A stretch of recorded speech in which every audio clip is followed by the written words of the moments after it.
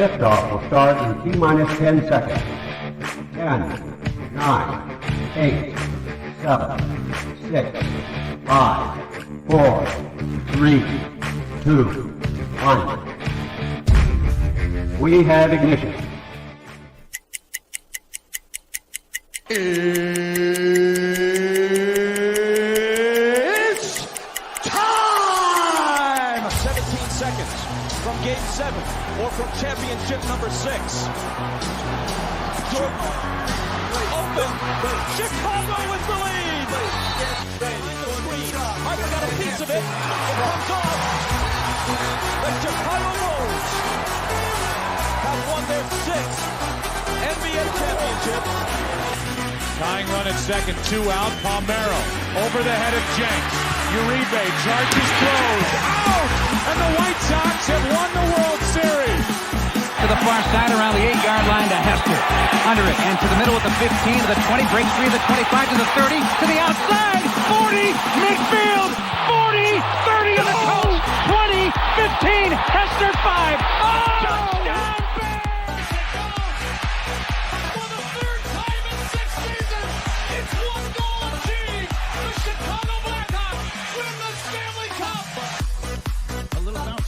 Toward Bryant. He will glove it in front of Rizzo. It's in time. And the Chicago Cubs win the World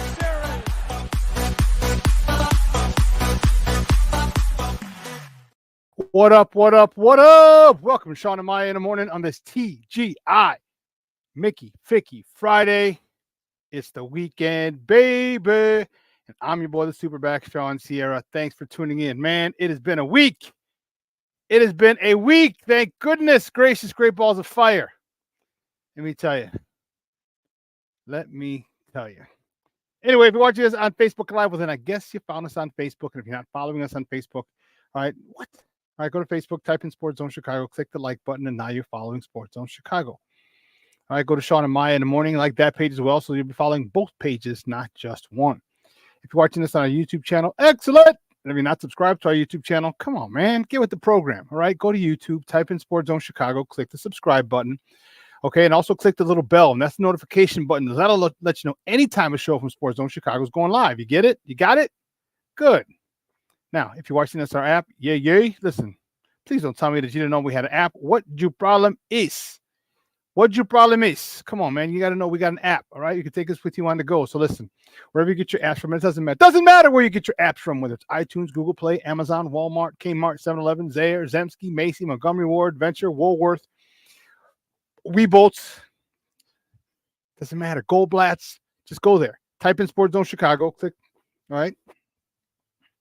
Download it. Take us with you on the go. So not only do you get Shawn and Maya in the morning 3 days a week, not only do you get our other live shows throughout the week, and not only are they archived there like they are on Facebook, but I'll tell you what, we give you a slew.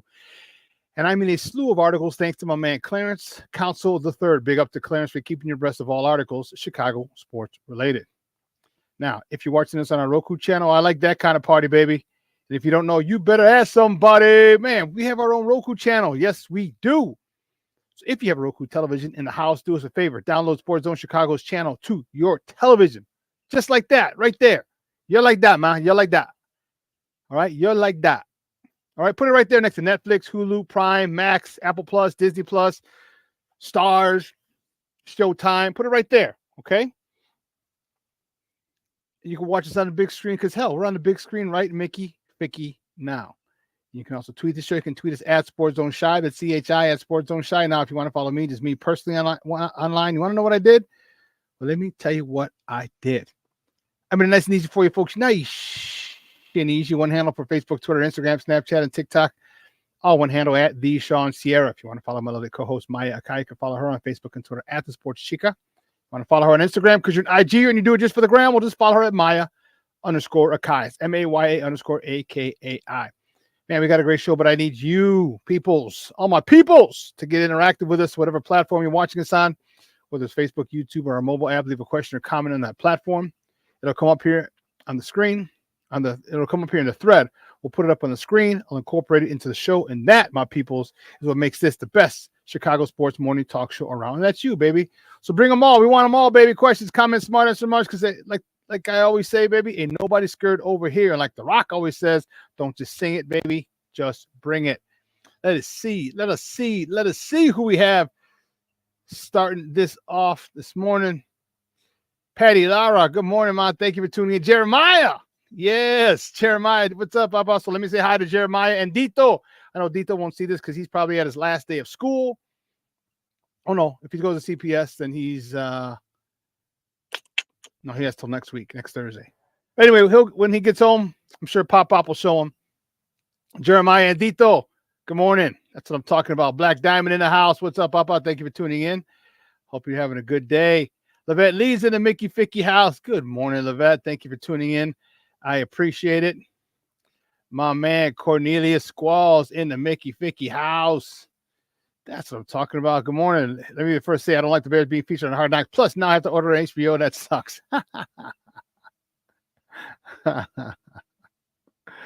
Sons of biscuits, I tell you. I'll tell you. Hi, Michelle Walls in the Mickey Ficky house. TGIF, baby, man. And I had to do 50, actually 48 burpees this morning. I thought of you, Michelle. I'm like, man, he's gonna be busting my chops this morning. 48 burpees this morning. But man, it's been a rough week, man. I had a lot going on, and we did a lot of power snatches. So it's a lot of just throwing heavy weight around and screaming and yelling and grunting and all this other good shit. I needed it. Believe you me, I needed it after the week I've had this past week. So, yeah, Michelle, I thought about you, man. When I saw the burpees, I'm like, oh boy, he's gonna. Michelle's gonna have a ball with this one. James Ford, good morning, Baba. Thank you for tuning in. I appreciate it. Listen, I don't know a lot about a lot, but I do know this. More of the usual suspects will chime in as the show goes on. That, my peoples, I know. All right. Man, we got a good show for you. We got a great show for you. 10 o'clock, my man Ken Davis from the Under Center podcast is going to join us. We're going to talk a lot of Bears from 10 o'clock, probably 10:40-ish. All right, a lot of Bears talk. Man, you don't even know, bro. You don't even know.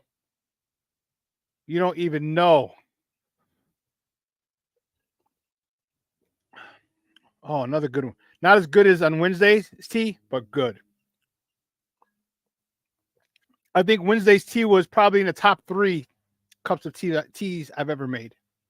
This one's slightly below it, but still great. Man, when I saw the burpees after the snatches this morning, I was like, son of a biscuit, man. It was 10 snatches, followed by 12 burpees, followed by 10 snatches, followed by 12 burpees. Then you go into another set of snatches, but at much lighter weight. 10 snatches, 12 burpees, 10 more snatches, 12 burpees. The cap was, what was the cap? 11 minutes? Cap was 11 minutes. The burpees slowed me down, man. I didn't even finish in 11. I finished in 12 something, 12:35, 12:40, something like that. Because the burpees kicked my butt. I went through the snatches, no problem. Boom, boom, boom. But then burpees got me, Michon. They got me. I'm not a happy camper. Not a happy camper. But it's 10 o'clock. Ken Davis is going to join us, man. We got a lot to talk about. The Bears, Hard Knocks. Yay. The prayers of many Bears fans have been answered. And the worst nightmare of some Bear fans is upon us. A lot of Bears fans didn't want the Bears to be on Hard Knocks. A lot of Bears fans did. The Bears were always adamant about not being on Hard Knocks. But, man, NFL is a son of a gun, boy. I'm telling you, I think that they decided they wanted the Bears, and the Bears had no choice. Personally, that's what I think.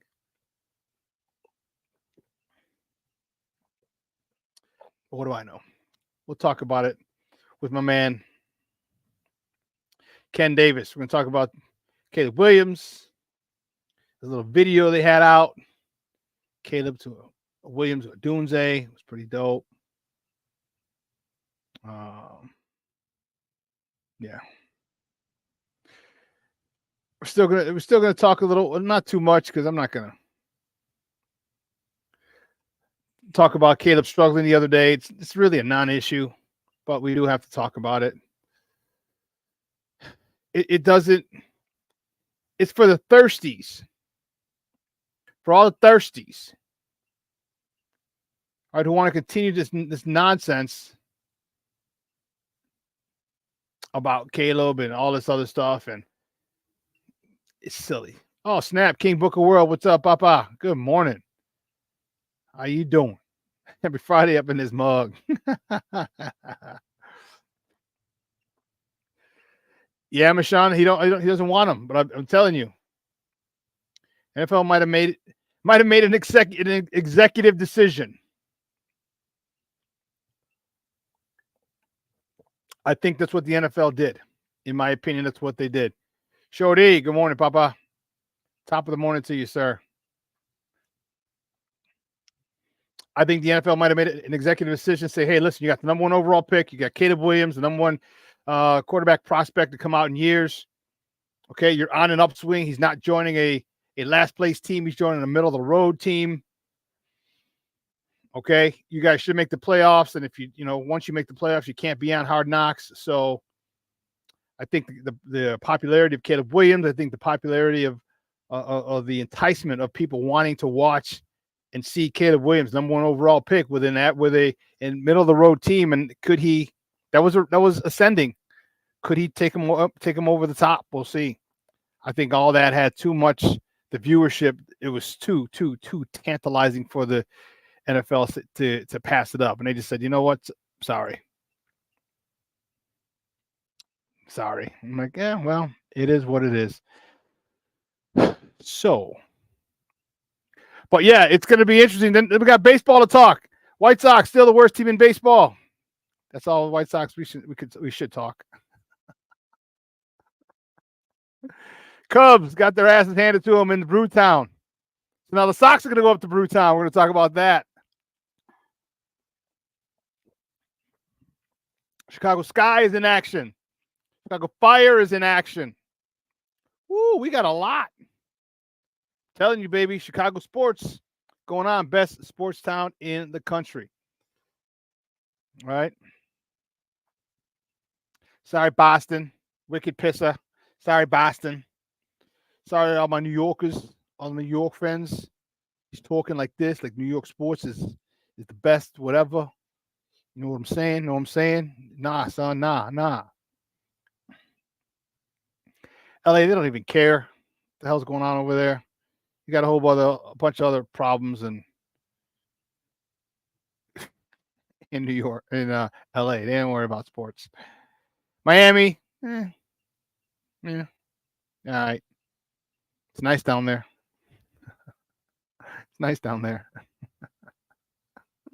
Well, we got a number 1 city for sports. 5 teams for major sports. I like it a lot. So, how is are you guys excited? Put it in the chat. Talk to me about your feelings on the Bears going on Hard Knocks. Okay, put your feelings, your thoughts. We'll bring them up. We'll talk about them. I think that's an important topic for us to delve into. But guys, you know how we do. The first segment of every show is called Top of the Morning. It won't come just when you want it.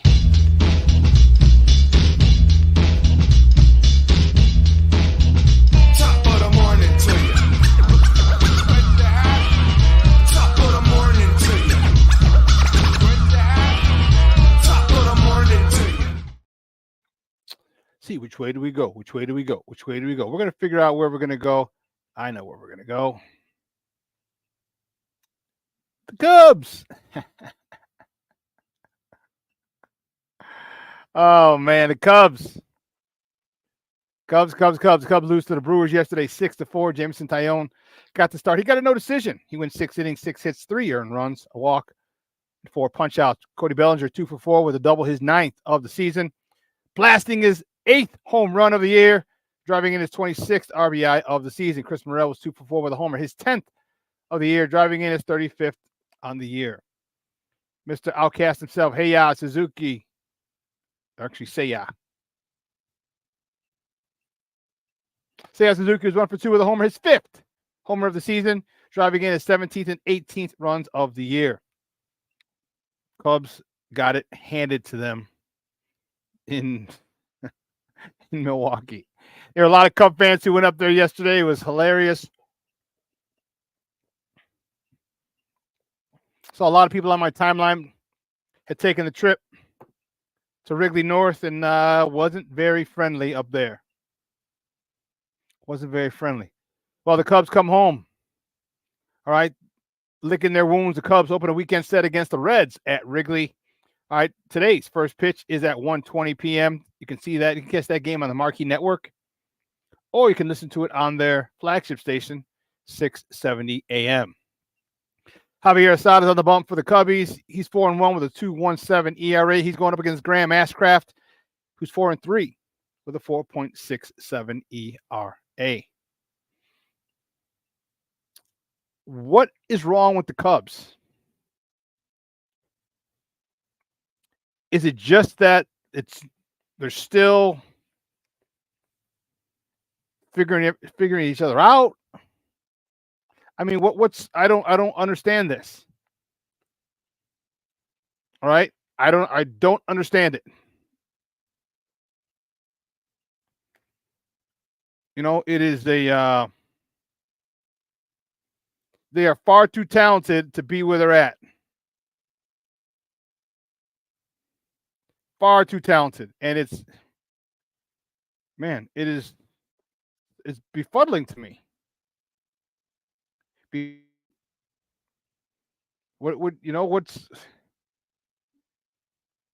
There's too much talent, too much they got a great manager.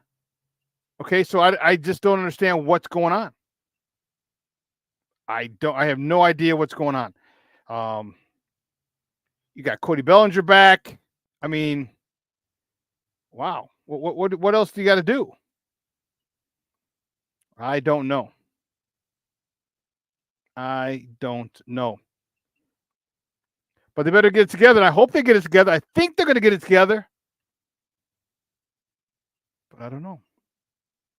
That's the $1 million question. That is the $1 million question, because you're following back.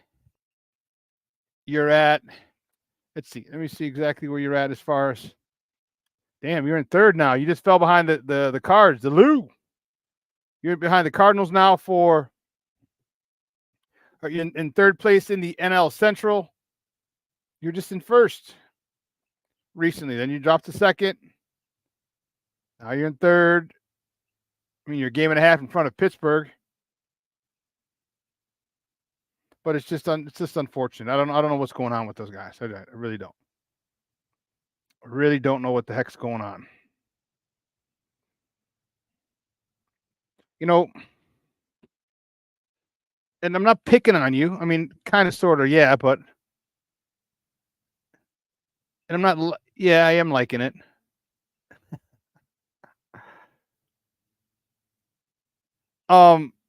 But all in all, like there's a situation here. There's a situation here. All right. And it's interesting that you get, you got the best manager available. Okay. He was definitely the best manager available. You're able to get him for this upcoming season. You stole him. You poached him from the division rival in the Brewers, and now you're they're taking 3 out of 4 from you.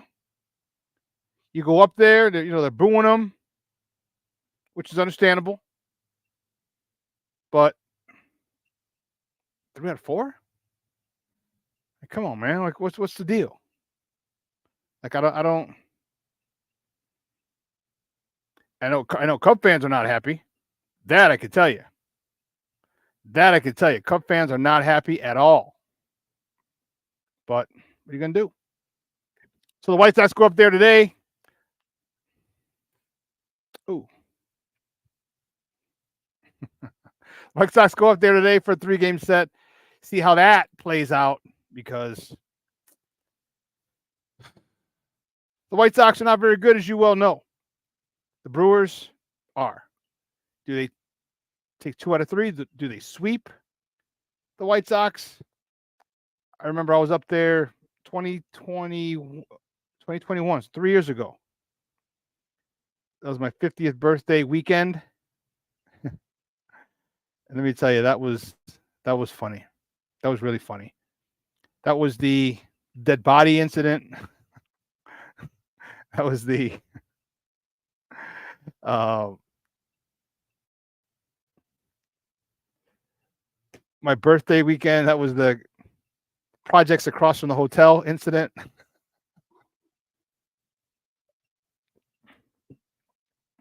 So let's just say next time we go on vacation, don't let Shawn pick the hotel.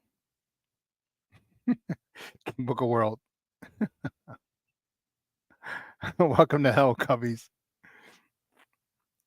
Black Diamond says the hitting coach needs to be fired. Okay.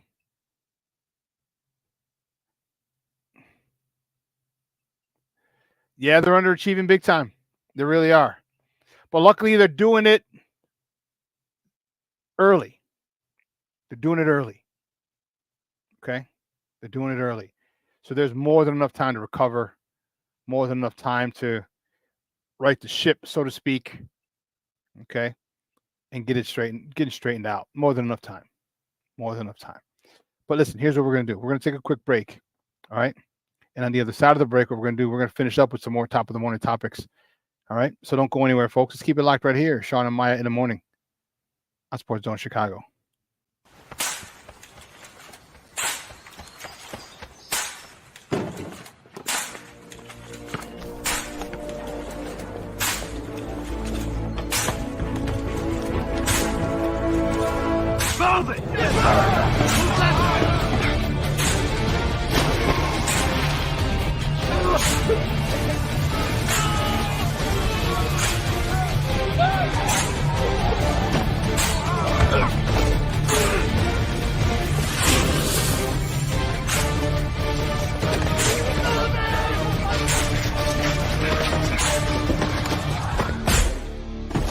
Many will hear the calling. Few will earn the title. United States Marine. The few, the proud, the Marines. Hey, it's your boy, the SuperBack, Shawn Sierra, and be sure to follow Sports Zone Chicago on all social media platforms, on Facebook, Instagram, and our Roku channel. You can find us at Sports Zone Chicago, and on Twitter, we are at Sports Zone Shy. Also, be sure to download our mobile app so you can take Sports Zone Chicago with you on the go.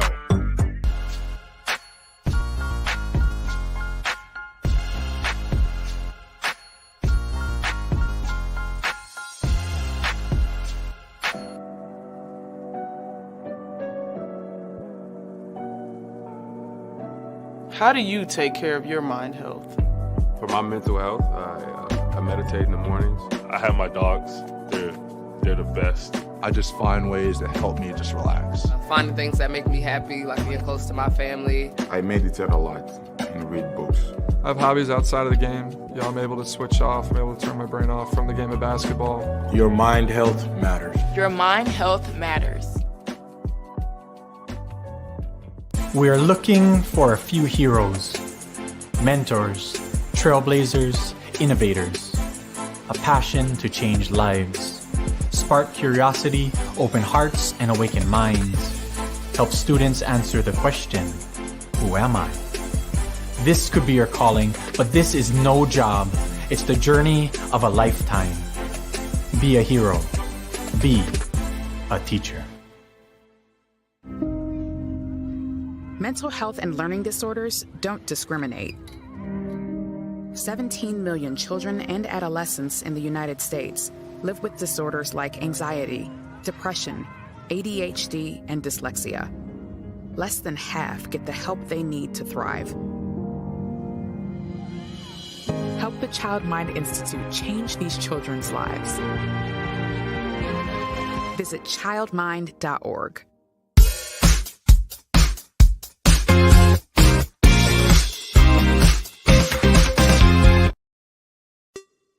Hey, it's your boy, the SuperBack, Shawn Sierra, and be sure to follow Sports Zone Chicago on all social media platforms on Facebook, Instagram, and our Roku channel. You can find us at Sports Zone Chicago, and on Twitter, we are at Sports Zone Shy. Also, be sure to download our mobile app so you can take Sports Zone Chicago with you on the go.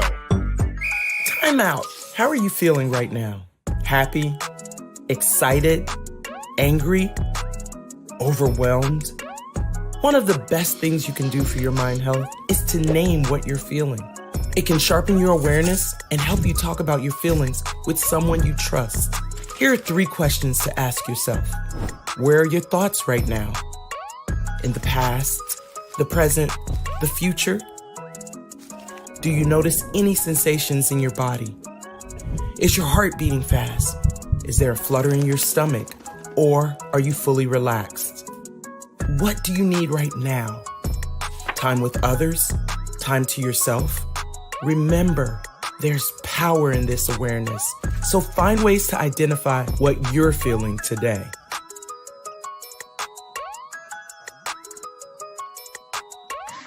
Hi, guys. Hey. Hi, Megan. Hey, Jessica.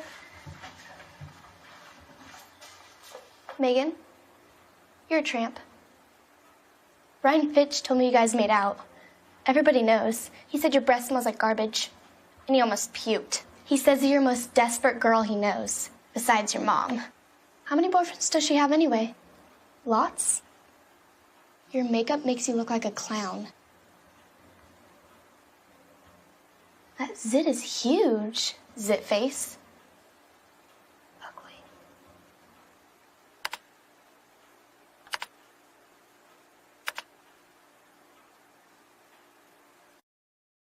So that's going to be a big part of the story. That's drilled right field. Going back, Frelick turning and looking, and it's gone. Cody Bellinger, a home run, and the Cubs get on the board in the first. 1-0 on a belly bomb.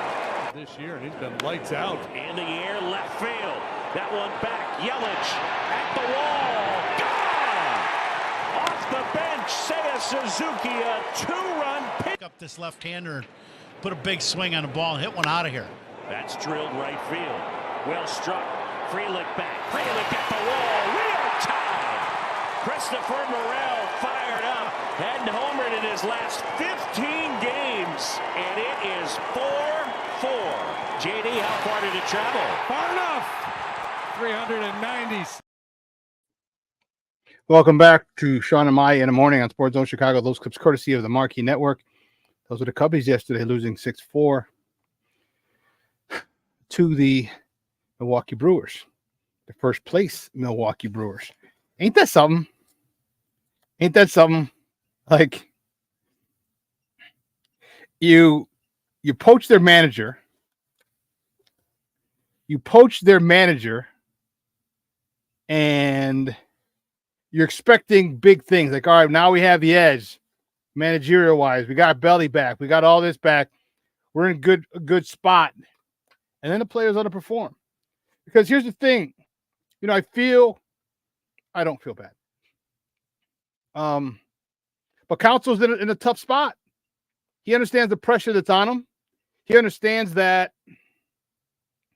he's expected to win, to compete for the division, to win the division.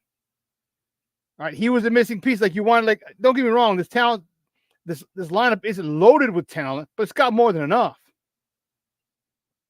And the thought process was, you take the skipper, the best manager on the market,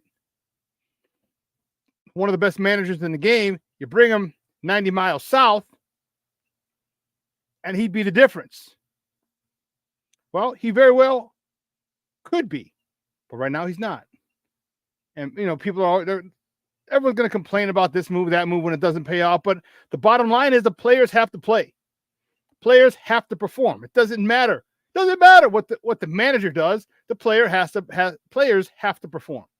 It's that simple. They have to.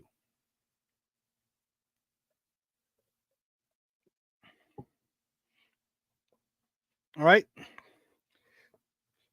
He's not the one making errors in the field, making base running gaffes in the field. He's not. All right, that's Nick Madrigal at third. Boom. Opening the door. All right, a lot of other situations. Okay, and it's tough. And you don't want to throw him under the bus because you don't want to kill the confidence. But by the same token, you know what? Maybe he should. Like, you're all grown-ass men. Okay, and if he calls you out, I don't think you would be, some players today, a lot of players today might get hurt. Their feelings are hurt. Well, guess what? Grow up. Because you screw up, you screw up. And if he calls you on it, well, okay. Deal with it and move on. Not enough horses for what, though, Cornelius? Like, I think they have enough to run the division, to win the division. Definitely, we're not talking World Series contenders by any stretch. They have enough. Their starting pitching's been very good this year. Starting pitch has been very good. It's a lot of self-inflicted wounds. You can't give major league teams, especially a team that won the division last year, can't give them extra outs per inning. You can't do it. Shorty. This is why I can't get into baseball. Too many games, and when your team sucks, you know it early. But no, the Cubs don't suck. The Cubs are sucking right now, but they don't suck. They don't suck. They have talent. They have enough talent to win the division. They have more than enough talent to win the division. Okay? Talent with pitching, with coaching. They're just playing bad baseball right now. AC Adam in the joint. What's up, AC?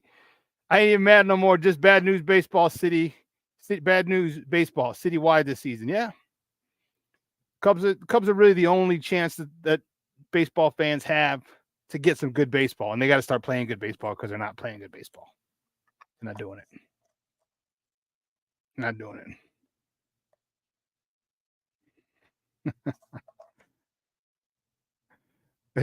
That's awesome to hear from you, Shawn, of all people. Well, I don't like the Cubs. It's more so not even the Cubs, it's the fan base. The Jamokes, the transplants. But I keep it a buck. I don't keep it. I'll talk shit about the Cubs. But my analysis, I'll give you a fair analysis. I said the Cubs I was one of the people on record saying the Cubs are going to win the division this year. All right. Again, you poached their manager. You have guy, and one of the biggest things is Belly coming back. Is Bellinger coming back? He did. All right. Chris Morel's taking another step forward. What, 10 homers? Is that what it is? All right, this season. I mean, that dude's on fire for what? 30 homers, 30 plus? Yeah, Morel just hit his 10th. Belly just hit his 8th. There's a lot of power in that lineup. Ian Happ, Cody Bellinger, Dansby Swanson, Chris Morel, Michael Busch, Tauchman. Like, you got some bats in that lineup. And the names might not be big-time names and household names, but it doesn't mean they're not talented. It doesn't mean they're not talented.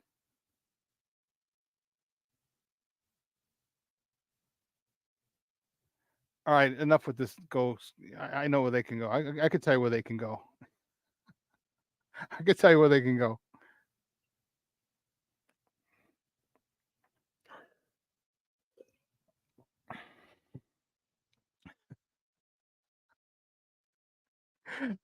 I'm sorry. Anyway. Let's do this. The White Sox, they set a 3-game set. They're going up there to take on your Brewers. So you rooting for the Sox? Cub fans or what?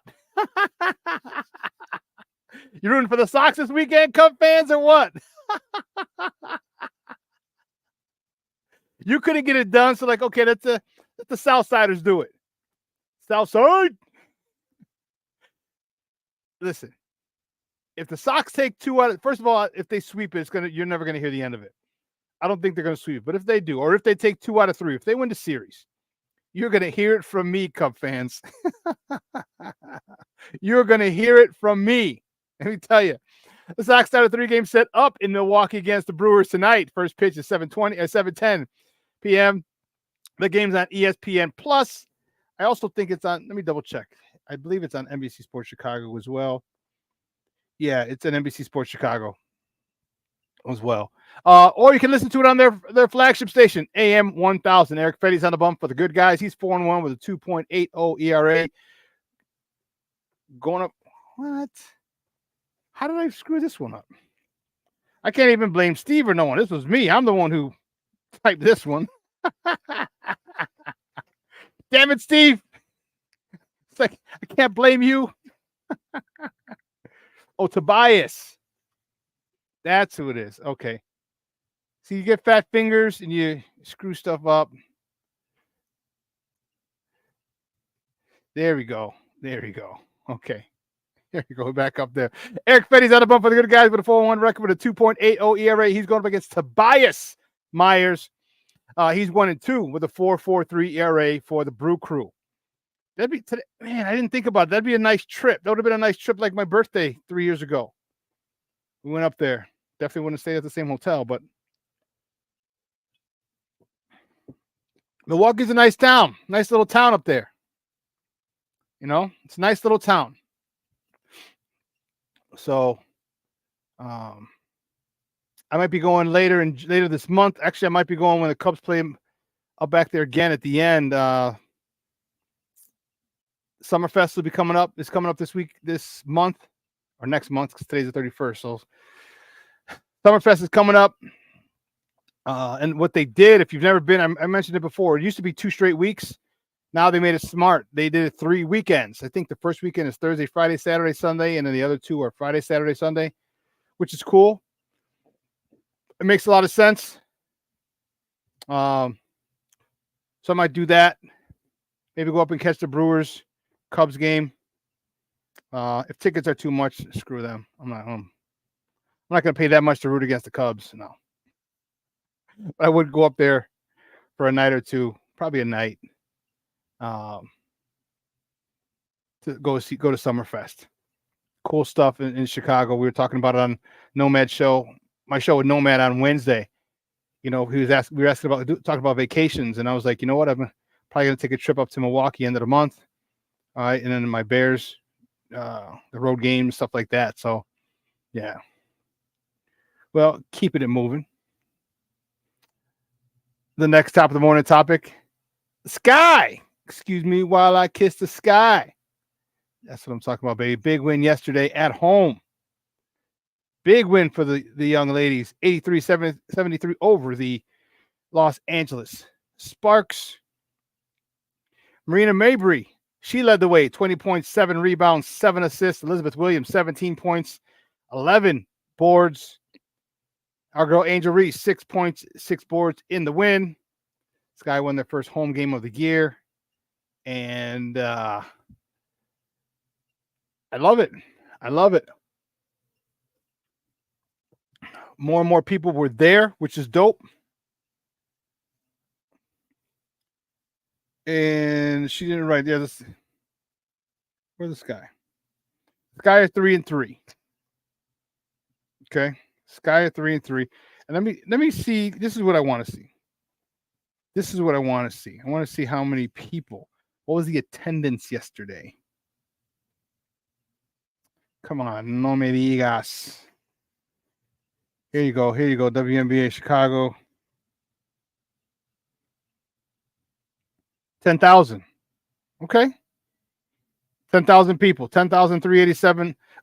Paid was the attendance was 7,900. So 8,000 people were there.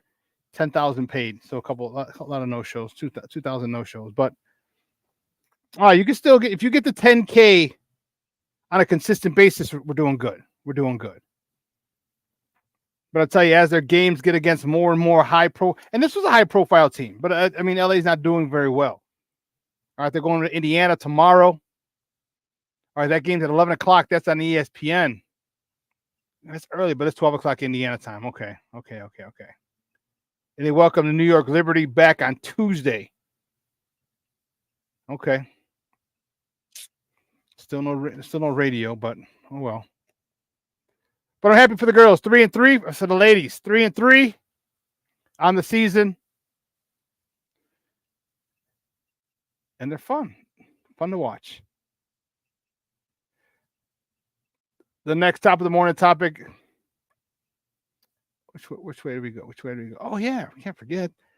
Western NBA playoffs. Western Conference Finals Game 5. The Dallas Mavericks beat the Minnesota Timberwolves 124-103. Luka Doncic, 36 points, 10 dimes. Kyrie Irving also had 36 points for the Mavericks as Dallas advances to the NBA Finals. All right, they advanced to the NBA Finals. It's been a while since they've been there. Was it the last time that they won it? I believe was the last time they were there. The NBA Finals start. Oh goodness, I thought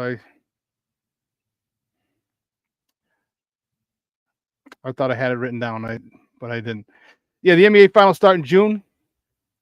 Obviously, because tomorrow's June. But trying to give you the dates. Because that's going to be an interesting one.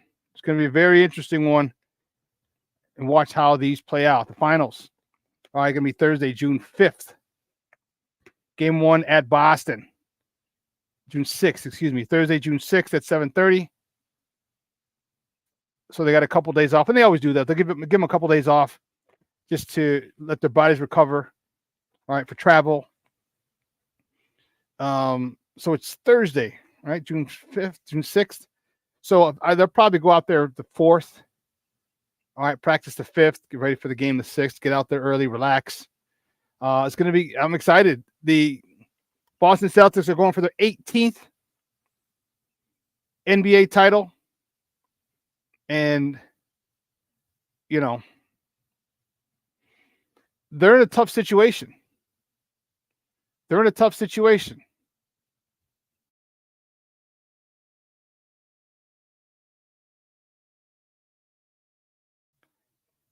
Yeah, they're in a tough situation. They've been favored to win the NBA title all year long. So they're in a tough spot. You win it, well, you're supposed to win it. If you lose it, then all the naysayers and the shit talkers going in. There was I think I mentioned it to you. A guy placed $1. It was less than $1 bet. I think it was a 5-leg parlay. All right, a 5-leg parlay. 4 major sports. Or 5. It was a national championship, football, basketball, Super Bowl, and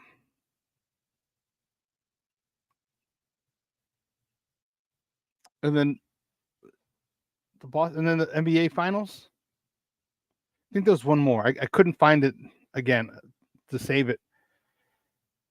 That dollar bet's going to win him about $23,000. That's insane. Insane for a dollar bet. But you have to get the champ. I mean, think about it. Get the championship games right. Hell, it's hard enough to get one right.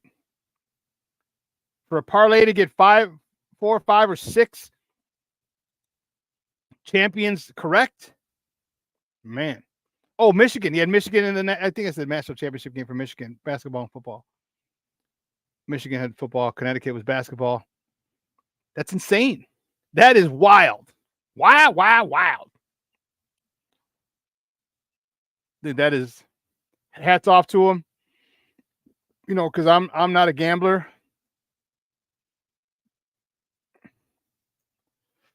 I'm not. It's too much.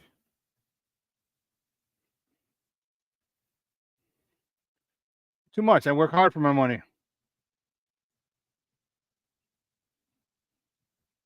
All right. I forgot one thing. Lakefront. There we go. The next top of the morning topic, Northwestern. Peep this bad boy. Northwestern unveils a rendering of the temporary lakefront stadium. I mean, you're literally right on the lake. When they say lakefront, they ain't bullshitting. That's lakefront. Halftime, you can walk down, smoke a cigarette on the rocks over there. Put your feet in the water.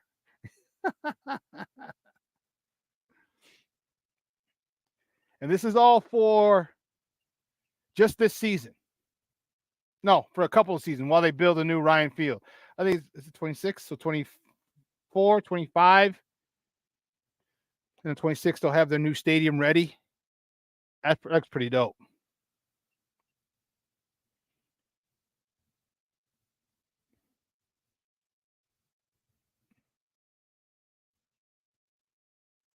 According to this, it looks like the Cubs owner decided we won a World Series, so now we're good for another 108.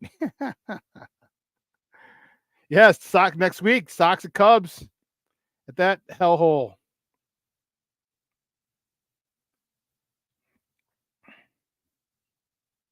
Boston's in for a big surprise against the Mavs. Here's why I picked the Mavs.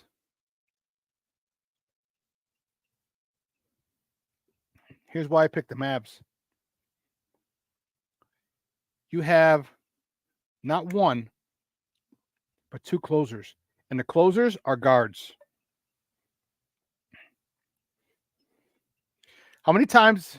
Well, we'll talk about that in a second. Let's keep looking at the rendering for Northwestern's new temporary stadium, not their new stadium. Their temporary stadium. Dude, this is dope. This is dope.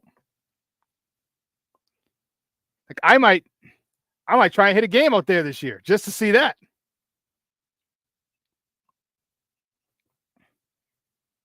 That looks dope. The only thing if it gets cold and that wind is coming off the lake. Look at those stands I would assume that's the visitor side, but look at the stands right by the lake. Those are not tall stands. That wind comes whipping off the lake. It's gonna go right over the backs, into the backs of the opponents, and into the face of Northwestern. That wind is going to be a bitch. Look at that. I mean, it's dope if it's a calm day. If it's not cold and windy and blustery, yeah, it is beautiful. Man, September and October games will be dope. The sun should be high up in the sky, not off to the west yet, because they usually play early in Northwestern. But man, don't let that wind come off that lake, boy. Don't do it. Don't do it.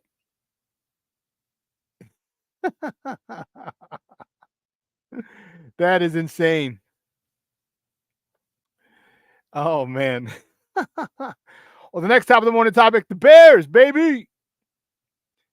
They did it. The Bears are going to be on Hard Knocks this year. Like I said, I think the NFL said, I'm sorry, Mr. McCaskey, you're going to be on. We're not asking you this time. We are telling. We're telling.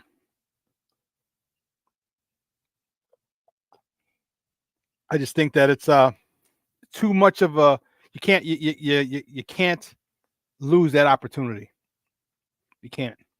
It's going to be a max. You know, Caleb's number 1 overall pick. And unfortunately, the Bears got the triple crown. The trifecta. 3 strikes and you're out. So first, they have Hard Knocks, which they don't want. Okay. You got Hard Knocks.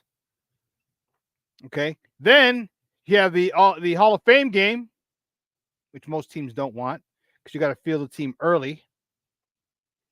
I mean, granted, you get to practice. You get more practice in. You get to practice earlier to prepare for the game. And then you have your trip to London.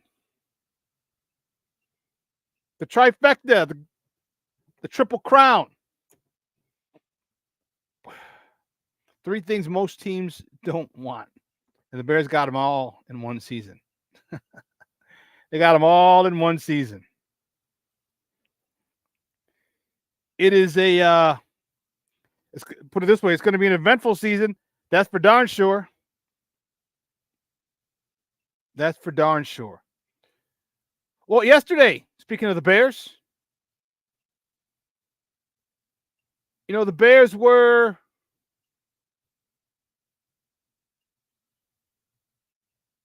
no.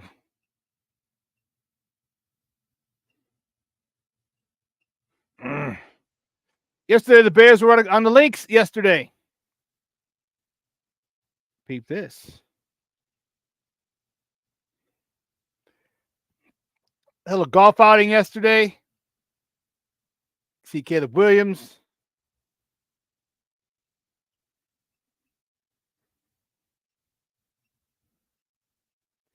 I'm not sure who that is. You got Coach Eberflus. Eberflus looks like a Russian spy or Russian bad guy. Think of all the movies you've watched. He looks like a Russian bad guy now with his facial hair.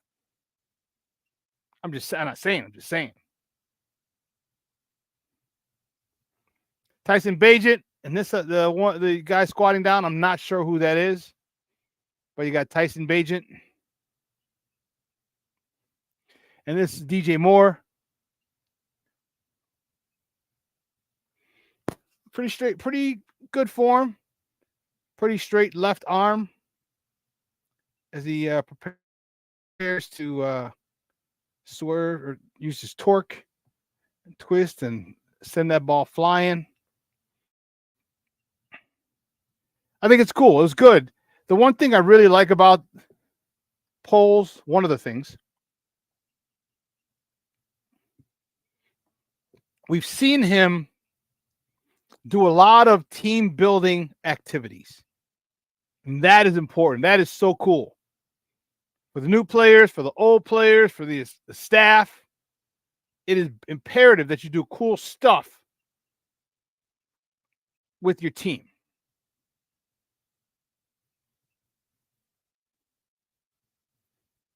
Imperative that you do cool stuff with your team. That's dope. Again, then you got Caleb. Caleb looks like he's been on a golf course before.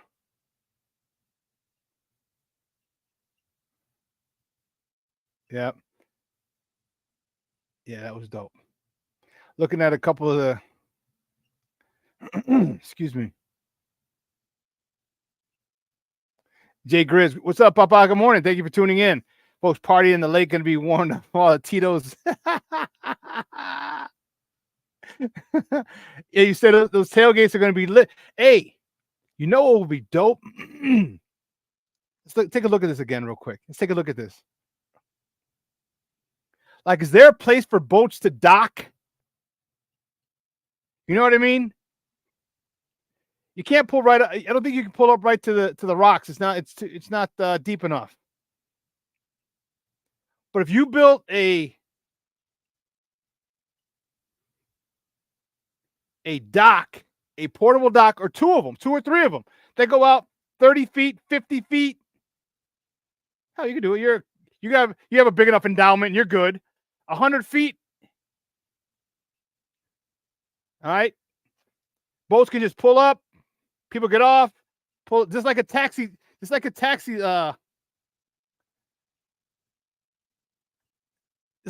lane. Just pull up, get off your boat, walk down the dock, walk in the back of the stadium. That would be dope. Do you know then, dude, can you imagine tailgating on a boat? That would be dope. Tailgating on the boat to walk into Northwestern's games.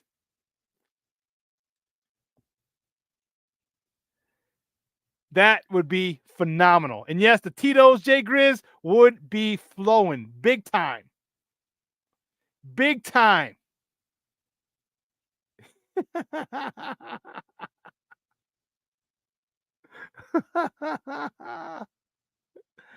Oh, man. But I see a lot of you guys like that as well. A lot of you guys like the team building stuff, and that's important. It's really important.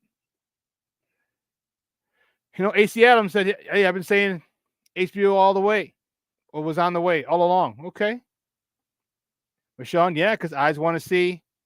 All eyes on Kayla, all eyes on me. Jay Grizz, yep, nice to see the building of team chemistry. I'm telling you, those are fun. Those are fun.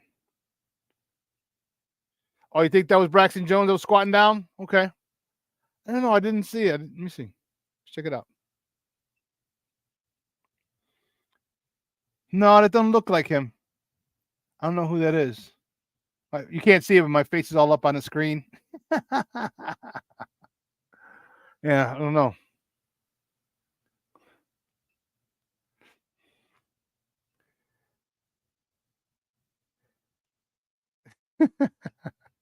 No, Shorty. You didn't. What you miss is that this is a temporary stadium while they rebuild Ryan Field or reconstruct it. He knocked most of it down, and they're rebuilding it. That's why I guess not reconstructing it, rebuilding it. So they created a temporary facility to play. That's what, and this is literally, as you see, right on the lake. I hear you, bro. I hear you. Hey, listen. You know, some of the teams. So I won a national championship with the Chargers. I won 2 national championships with the Thunder. I'm fortunate. 3 national championships in my, and one of the best things is the chemistry that you're talking about. And what we did, like we'd always party. So we had good sponsors with the Chargers, and we always go to their bars and just patronize that establishment, right? And it was dope. And then with the Thunder, we would either party in the parking lot after. We tried going to a couple bars, but we got into too much trouble because people didn't like big guys trying to hit their girlfriends or whatever, or their girlfriends excited about a big guy, whatever. We've always had the greatest chemistry. We went down to Miami, we got into a big fight. A couple people got arrested. It's crazy. So the teams with chemistry are usually the good ones. All right, usually the good ones. So I'm glad to see that Ryan Poles is really getting them out as a team and doing a lot of cool stuff. Because to me, that's important. All right. But what's also important, we got to take a break. And on the other side of the break, my man's in them. Ken Davis is going to join us. We got a lot to talk. We're going to continue this Bears talk. Talk HBO Hard Knocks. We're going to talk Caleb should be benched or cut because he threw 7 incompletions and the 7-on-7. Who's the starting quarterback? Is it Tyson Bagent because of that?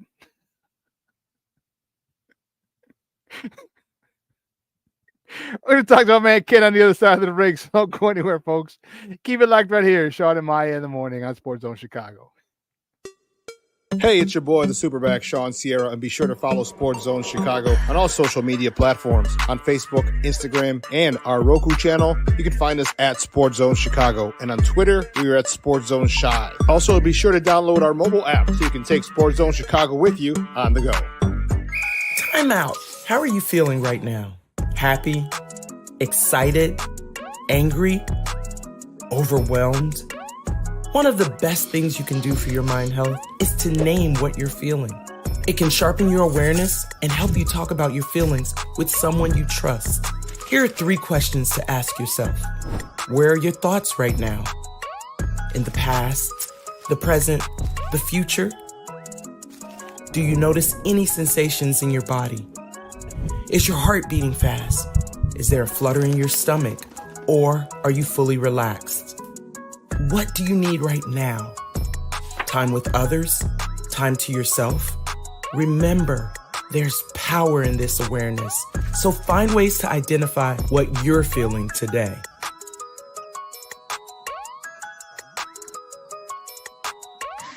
Hi, guys. Hey. Hi, Megan. Hey, Jessica.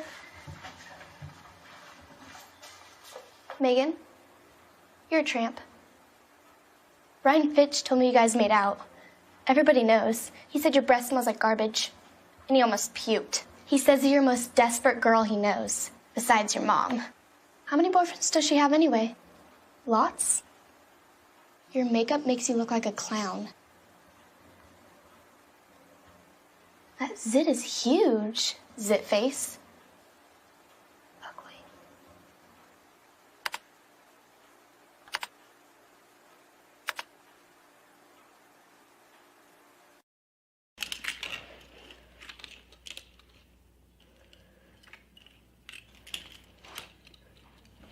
Hey, bud, what you doing? I'm playing with cars. Cars? Can you show me what a car does? Whoa, whoa, whoa, whoa, whoa. Hold on a second. First of all, this is a school zone. So you need to put down your cell phone, stop texting, and let's get to driving. Now you're coming up to a stop sign, right? You need to slow down and stop before you hit that Y line. I want you to look left, right, left. You don't want to get hit by a car going on your left, and to your right to make sure you don't get sideswiped by a guy coming from your right. You're coming, and you see a crosswalk. You better slow your horses down, because the #1 rule of driving is always yield to pedestrians. Now stop, pull over, and you are done driving. Gosh, what do they teach you kids in school nowadays?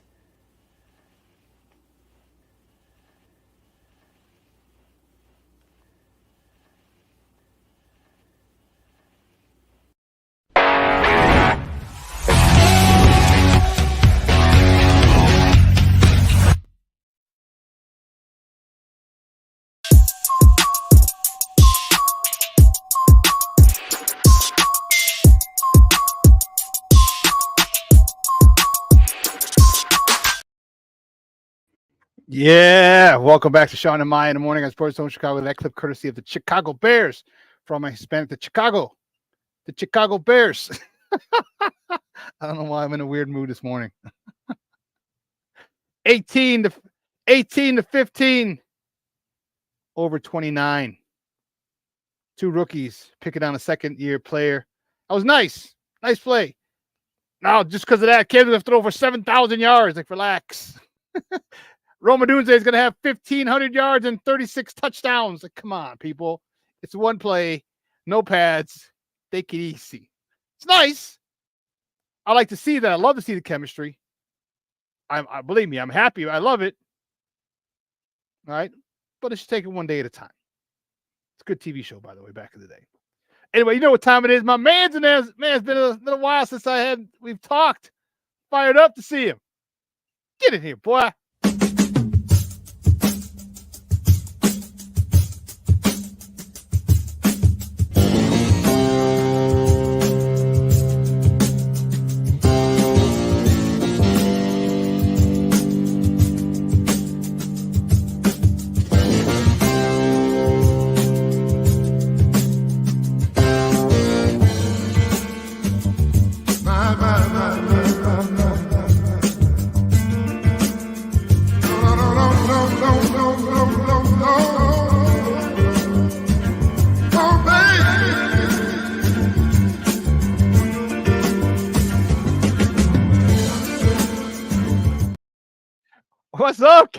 you doing, big dog?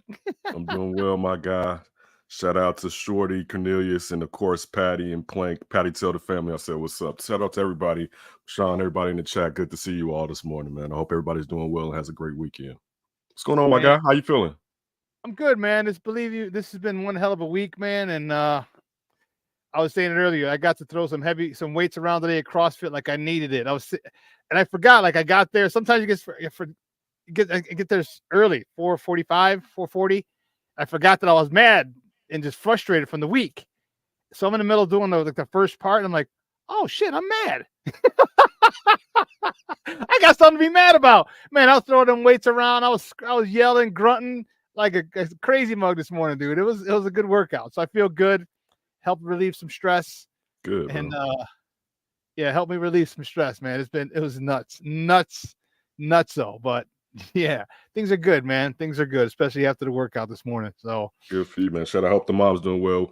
What up, Jay Grizz? Yeah, Shorty. I finally clicked. It clicked on. Shawn said it to me enough. Pronounced it so I can get it right. So, man. But yeah, man, I'm happy, man. How's the mom? How's mom doing before we jump into Mom's good, stuff? Man. She just left. Warren's going to get her finish up the week strong for her CrossFit class.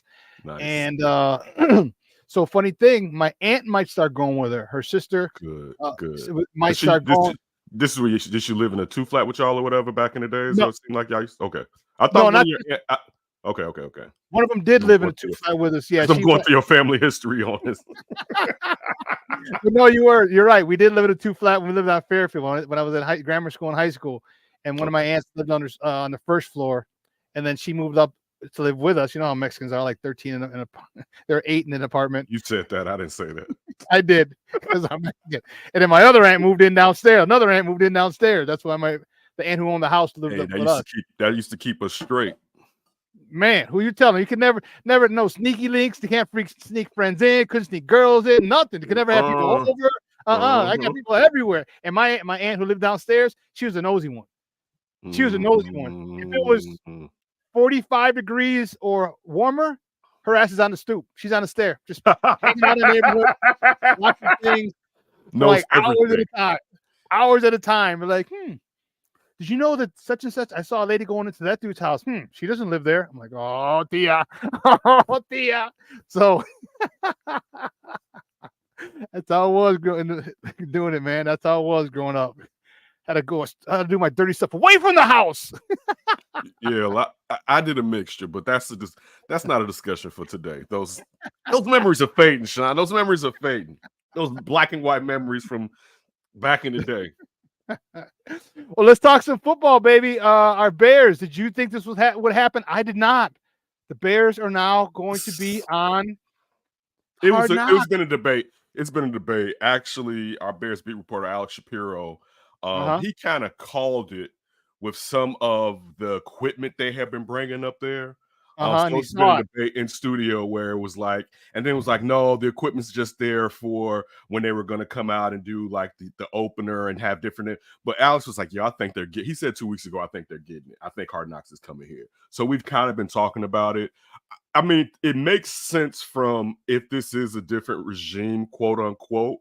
It makes sense if you're trying to control a narrative while you're trying to get something built either on the lakefront or in Arlington Heights to kind of use this as just a part of your marketing campaign. In my opinion, no one else said this. This is just something that I'm saying, speaking into it to a moment. It makes sense because you have a new narrative with this quarterback that you brought in and Caleb, but also the weapons that you put around him. We saw how the defense played better towards next year. I'm interested in see the type of pressure they'll be able to put on the quarterback with only one force multiplier in Montez Sweat.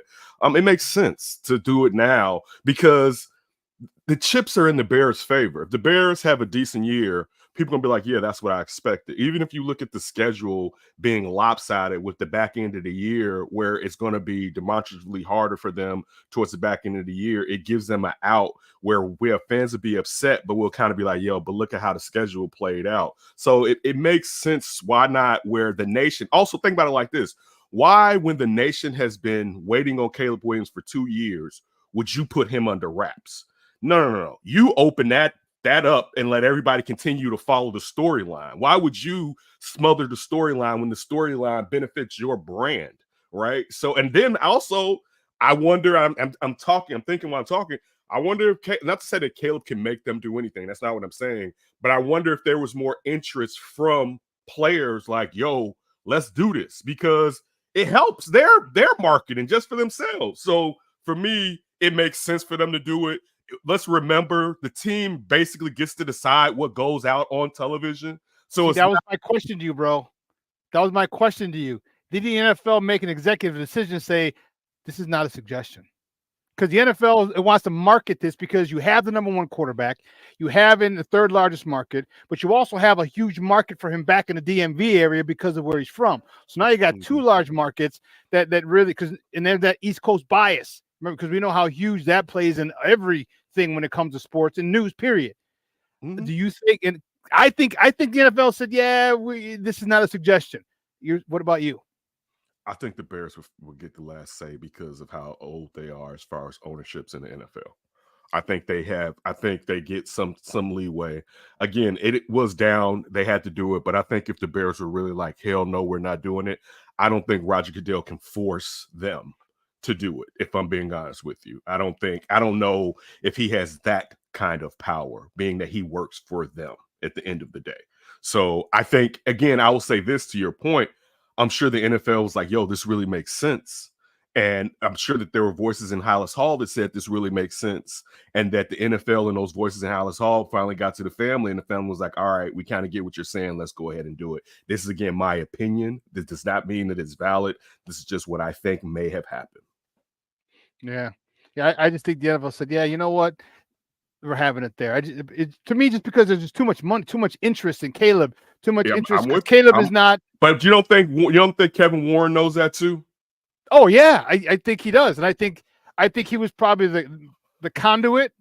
All right, but he probably. I would think Kevin Warren. I would think it wouldn't be crazy for Ryan Post to kind of be like, compared to when he first got here. Now he got like dog. He got the supercar with the rims on it and the AMG kit. You think he doesn't want to take it out in the street? Like, you know what I'm saying? Like, nah, I'm gonna keep it in the garage. Like, nah, I want you to see. Look, you know what I'm saying? Look at this. Look what I built. Right? Like, no, people we have, and some of us try to suppress it, a need to show out. You know what I'm saying? It's a need to say, look at me, or look at what I've done. So it's particularly with a outward facing job. Right. So this, like, we can actually see what you've done. It's on the field. So, yeah, if you're going to see what I've done anyway, let's put a flashlight on this bad boy and intensify the glare. So for me, I think it was a both with what you're saying. I think the NFL definitely is like, look at what you got. Let's do this. But I also think inside of Hollis Hall, there were people that was like, yo, I think this is probably time. And it helps. I don't know if it was who said. Shorty said, I'd rather next year. And I kind of agree with you. But the thing is, Shorty, the fact is, next year, if it's not working, we really on their ass. This year, they got a little leeway with it. Right? See, that's why this year it's not going to be as imperative, because he's a rookie. One, they got a new offense, and it's only Montez Sweat pressuring the quarterback. Right? So next year, where you would think there should be another pass rusher, the line should be better. Caleb is in his second year in this offense. There's not many excuses next year. So if things aren't going right next year and it's on TV, we're gonna be on that ass. Like, yo, what the hell is going on? Compared to this year, we eating this is dessert right now. This is like, yeah, this is great. More. It's dessert right now. So I agree, but I see for them why it makes more sense to get it out the way this year, because they kind of have a built-in equity this year as far as how the season may play out, particularly because the schedule is messed up. Did we go over the schedule last time you were on? No, we didn't go over the schedule because that came out like a week or two ago, and I think I haven't been on here for like 3 weeks to a month at least. It has been about almost a month. So let's check this out. How big of a favor did the NFL do the Bears? All right, because till week 11 is really their first. Let me not say that. It's when their tough stretch begins, because Tennessee's going to be all right. Houston's going to be a problem. Colts, I think we don't know them. But you don't know what Anthony Richardson. This early in the year, you don't know how he's going to be running all over people. And he's been in the whole system a whole year from the coach's perspective, because he's hurt. Remember, so he's looking at it. He's learning. Like, he got a redshirt year like Mahomes did. So we don't know how that's going to be. LA, maybe. I think. Look, Aaron Donald being gone hurts them, but they're ahead of schedule. We thought that it was going to take a couple of years, Shawn. They were back. If the offense think about it, if the offense is healthy, Cup and Puka, right, with a healthy Stafford, they're not to say that the Bears can't beat them, but it would make me upset if the Rams beat the Bears. Like the Rams, and they have a smart head coach. The Panthers should be a loss, even though the Panthers played the Bears decent last year. Jacksonville, the problem with that is the travel. So that could be something. Washington, I would take the Bears over Washington. The Cardinals played harder last year and seemed like the players that brought into the new front office and the head coach. And then you throw in the fact that now Kyler Murray has ace up his sleeve and Marvin Harrison Jr. They should beat the Patriots. Packers a problem. Well, let's stop at 10. Let's stop at 10. Okay. Let's stop at 10. Okay. So that's nine weeks. I had a problem picking 3 losses. I said, okay, I could easily see 7-2. I'm like, I could easily see 9-0, 8-1, and 7-2. I said, and if I look, I had to struggle for 6-3. Struggle for 6-3. Houston, okay, no problem. LA, maybe. All right. And then the third one I would say would be Jacksonville. But if we get out of those first 9 games, the first 9 games, 6-3, and then we go 500 the rest of the year, split the remainder of the season, and we go 10-7, that's a real possibility, Ken. I had them going 10-7 on the show. Okay. My cohorts had them going 9-8. Okay. Black Diamond says the third weakest schedule, best situation over our quarterback, playoff, no excuses. It's the back end of the schedule. That we could say it's the third weakest schedule all at once. You're in the toughest NFC division now. All right. Usually the Bears and the Kitties don't have their shit together. All right. Usually something's not right. You could count the Vikings may be good. Not saying they're going to be good this year, but look at their skill set. Green Bay has their stuff together. Now the Kitties actually have their stuff together. So the Vikes are the only team that you think of as being weak in the division, and they have perhaps the best receiver tandem, one of the best receiver tandems, I could say, with arguably the best receiver when healthy in Justin Jefferson. You have Jordan Addison. You have TJ Hawkinson. You have Aaron Jones at running back. And you have one of the best defensive play callers in Brian Flores dialing up plays with Lord knows how he's going to use Dallas. What's the name from Alabama? Yeah. So that it's the division, and then in that you got who knows how Seattle, maybe the Bears should be Seattle, but you got the most physical team in the NFL and the 49ers in that too. Yep. That's a rough stretch on the back end of the season. Let's talk about this though, bro. Let's talk about this. That's 10 weeks of getting your shit together. That's 10 weeks of ironing out. That's 10 weeks of having where you get the bad game from Caleb, where the offense can't score, where the defense gives up a crazy thing. That's 10 weeks. We don't start like by week 10 or week 11, the game 10, week 11. I said at least one of the training wheels got to be off, maybe both, but at least one. And because you're going to go through a whole bunch of trials and tribulations in the beginning, and those teams might not be able to exploit you like the teams in the second half will exploit you. And there's an old saying, you can learn a whole lot by almost losing. Yeah, then rather than losing. How did that go? If you don't need to lose, you don't need to lose to realize where you're deficient. And I think some of these teams in that first 10 game stretch or 10 weeks parity, Shawn. This is parity in the NFL. Yeah. We don't know what these teams are going to be till they get on the field, to be honest with you. There's going to be one of those teams at the front half that we look at as nothing, as meaning. There's going to be, we're going to be one of those teams in the playoffs that people are going to be like, how the hell did they get in the playoffs this year? So it could be for all, like, we know the Texans are going to be good. It could be Tennessee, or it could be Jaguars. I was gonna say the Colts. The Rams, I already said it could be the damn Cardinals. So one of these teams is going to be, and if maybe not two, and one may be good, one may be average, but one of them is going to be better. But look, the flip side, one of the teams in the division, injury may make it to where they're not as tough. Jared Goff can go down. Jordan Love can. but just still saying, when we're saying the third week is scheduled, the Steelers and the Bears got a raw deal on the back end of their schedule, playing in the toughest divisions in both conferences. Yeah.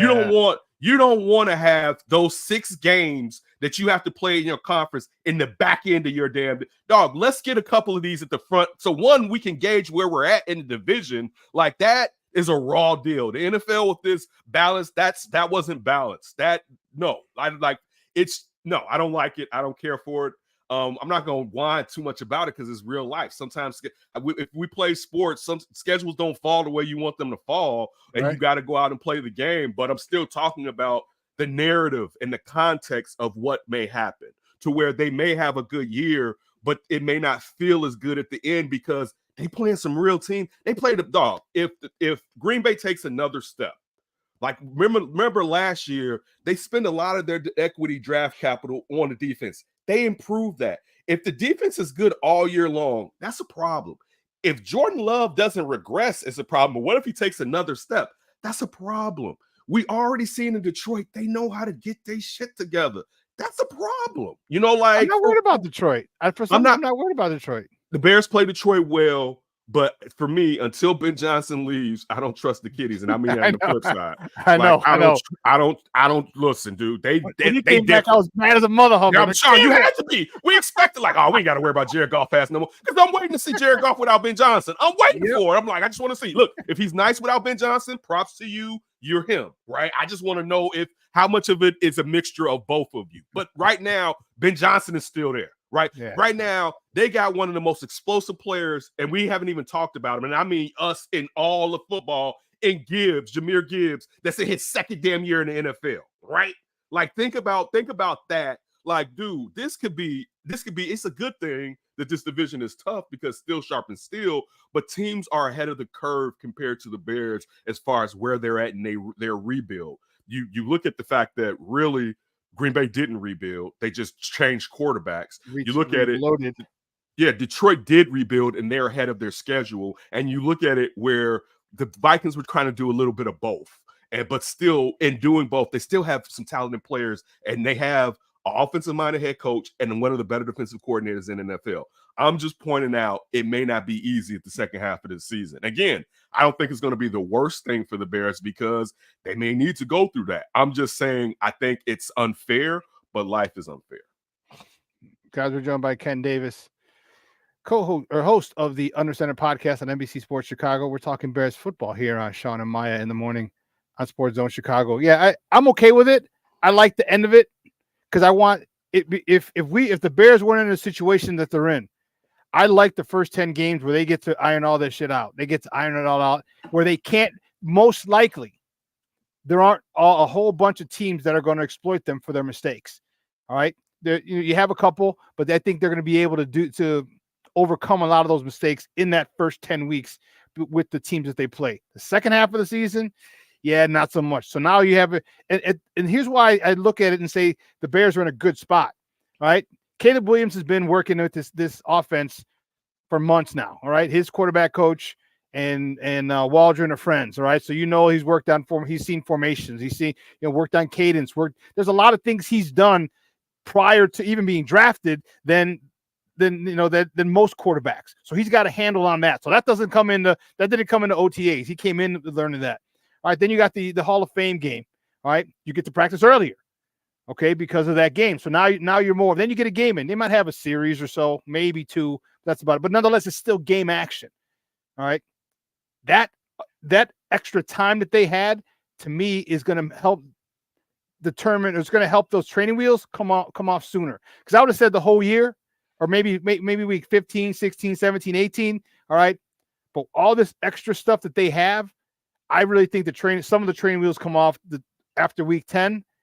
And man, I know Green Bay's tough. I know Detroit's tough, division winner. All right. I know Minnesota's tough, but damn, we might be pretty damn tough too.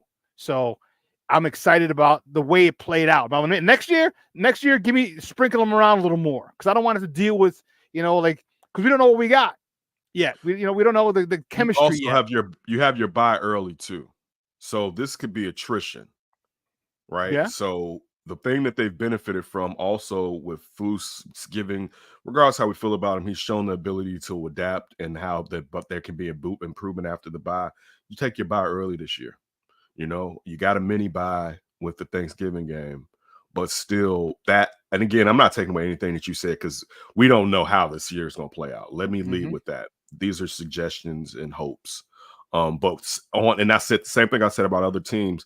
It could be injury, and it could be a situation where the Bears aren't a key player is hurt down that stretch, but that could be on any team. So I'm not, again, trying to be murky dismal and make it seem like, man, this is going to be bad because I don't know how the season may play out.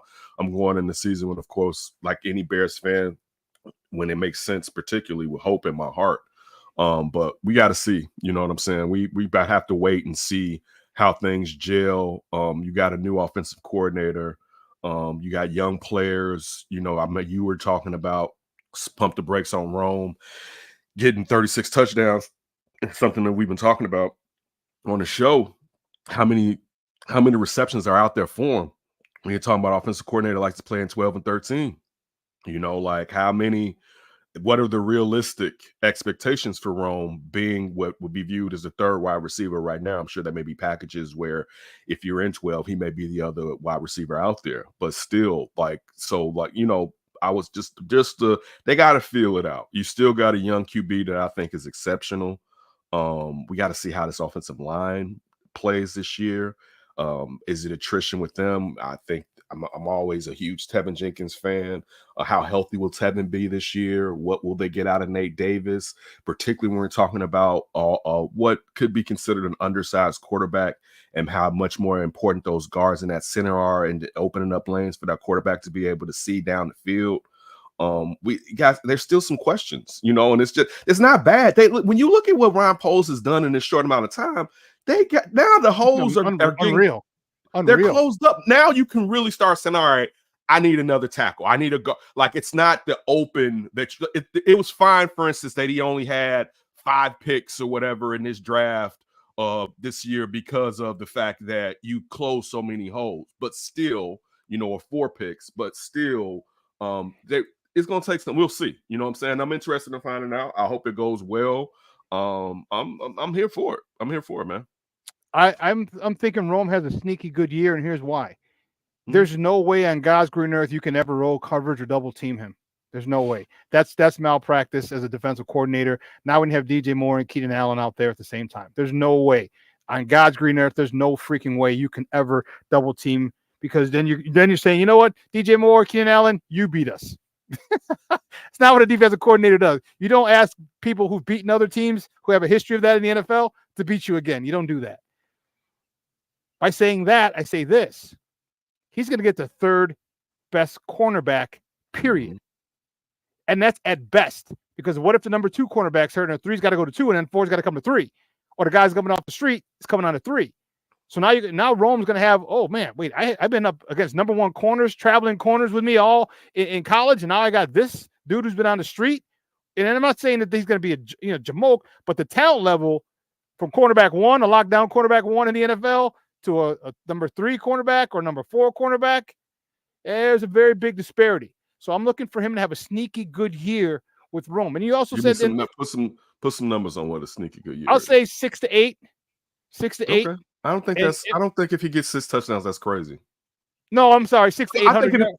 I think 600 yards is where he gets. I don't think that's crazy. I don't think that's not. See that we're talking the same talk here. But it's in less catches, is what I'm saying. That's what. Yeah, we're talking the same. This is so when you poo-poo me, this is what I'm saying is realistic. I think if he has 800 yards, he had a really good year. Yes. And when you're saying catches, it may be where it may not look well if he has 36 to 46 receptions or 50 receptions, but he can sit there and have 5 to 6, 7 TDs. But again, he's not getting the targets that the top 2 also, let's not forget this. You got top 2 receivers. You got a tight end you paid last year. You got a pass catching tight end, and you got a running back coming out of the backfield that can catch a DeAndre Swift. There's not going to be as many receptions going around, particularly if the defense plays well and that they don't have to be, the offense doesn't have to be on the field all day long. It's just the truth of it. It's a good thing to have, to be honest with you. It's a good thing to have how they've set up, because it insulates Caleb, and this is why Caleb probably was okay with coming here, and I'm sure had some discussion about it. It insulates him from a certain type of failure, at least to a degree. He can still fall flat on his face for all we know, but it really insulates him from what past Bears quarterbacks and past rookie quarterbacks taken high in the NFL had to go through with the amount of offense they put around him. Yeah, I think it all works together. All right. And when I said it before, I'm like, everyone laughed at the punter, dumb people on Twitter, like, oh, you got a punter. But if you saw the guy, and if you've ever played football, and one of the stories that I said, I remember playing with a great punter. His name was, I called him Jeffrick, but his name was Eric. Cause I called him Jeff for so long. I thought his name was Jeff. I was like, Jeff. And I'm Jeff. Nothing worse. There's nothing worse than that. I'm like, he goes, you talking to me? I'm like, yeah, ain't your name Jeff? He's like, no, it's Eric. I'm like, why the hell am I calling you Jeff? I called him Jeff for like 4 weeks. But dude, the first day he came out to play and play with us, I'm warming up, I'm jogging around the field, and he's getting his pre-game ritual on. Dude, he hit that ball. He coffin cornered it left side, right side first, then the left side. Right side, first one hit like the 8. Boom, 90 degrees, right out of bounds. I'm like, oh, snap. All right, cool. Next one hit like the 3. Boom, 90 degrees, right out of bounds. I'm like, he did that again. He went to the other side, same thing. Boom, boom, twice.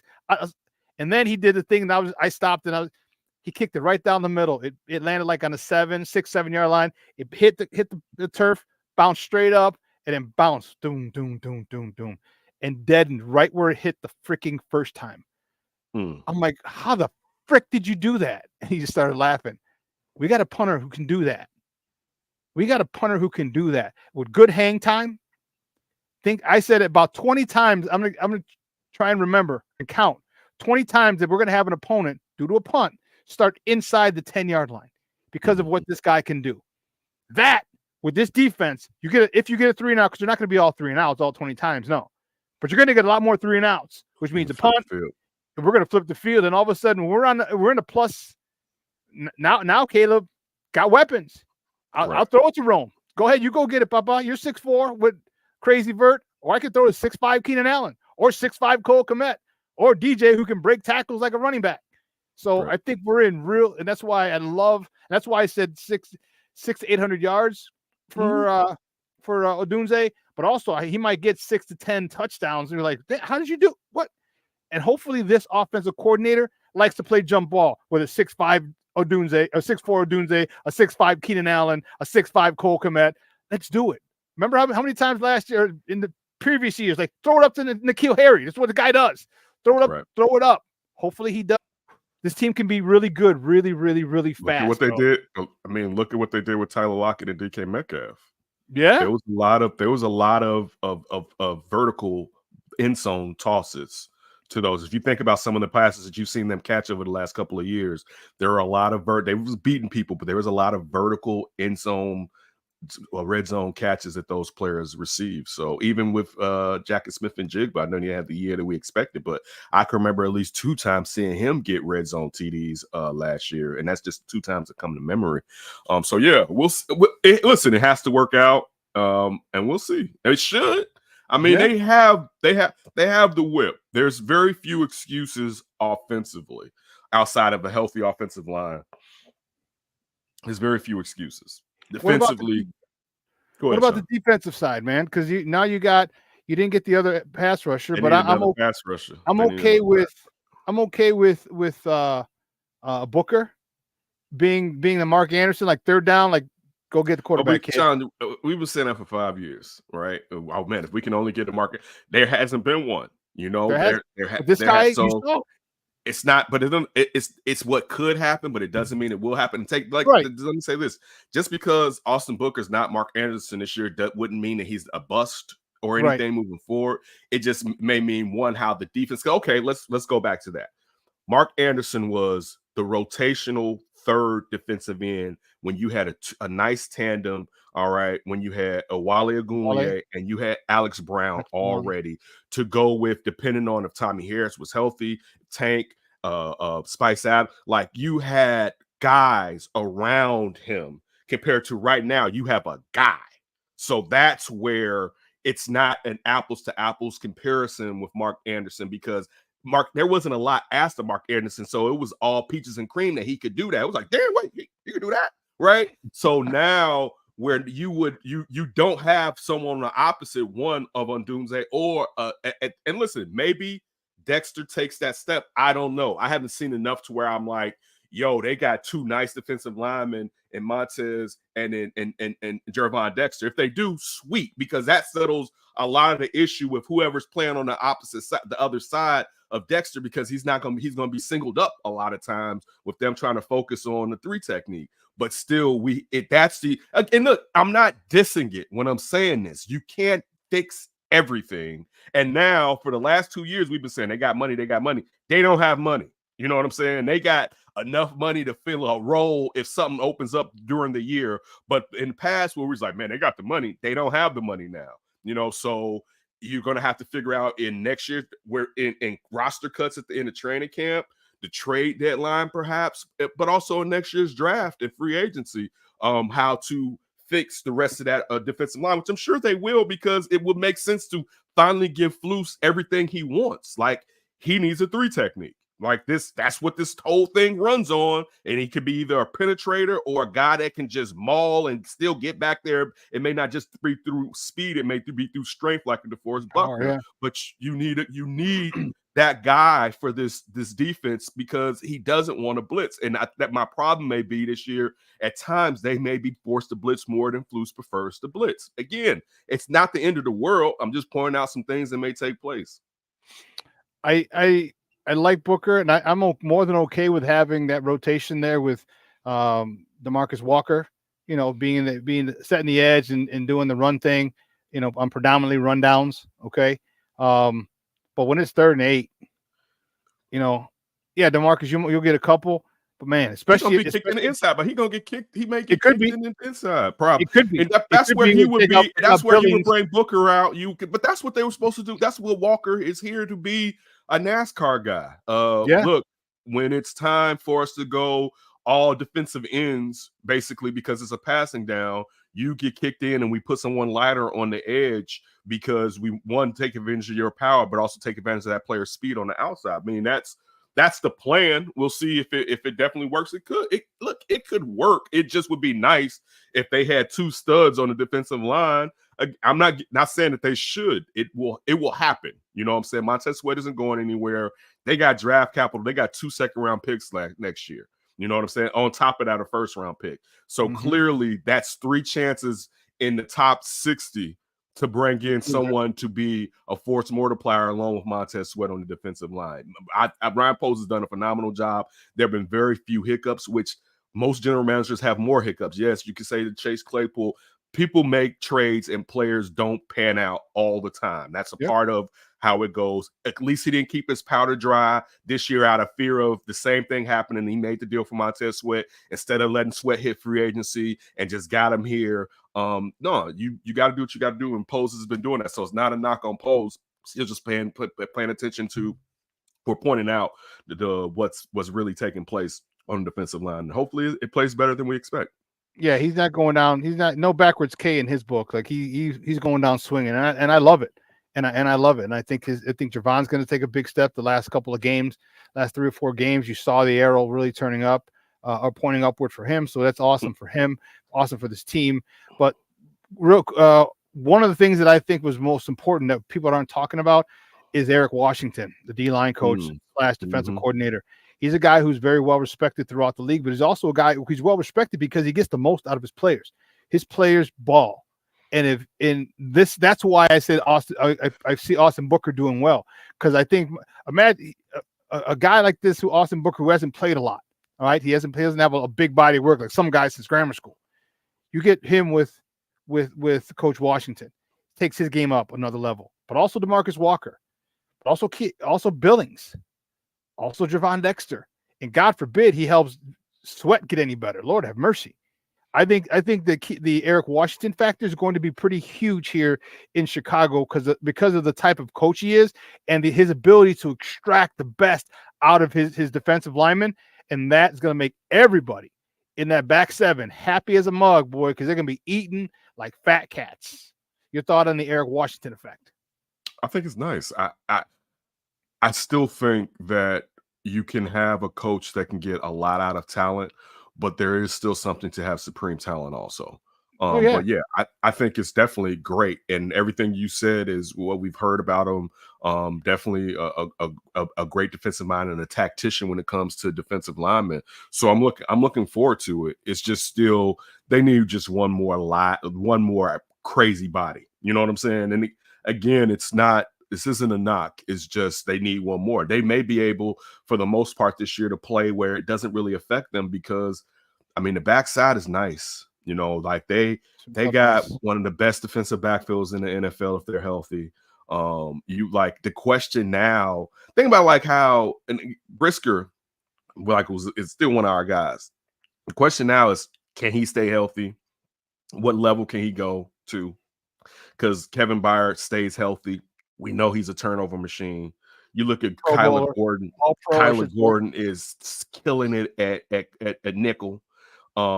Listen, I know he got ate up last year, but man, I like me some Tyreek Stevenson. Like the athleticism. Oh, he got it up early. No, he didn't get it up late. He got it up early. You. But like, and Jalen's a stud.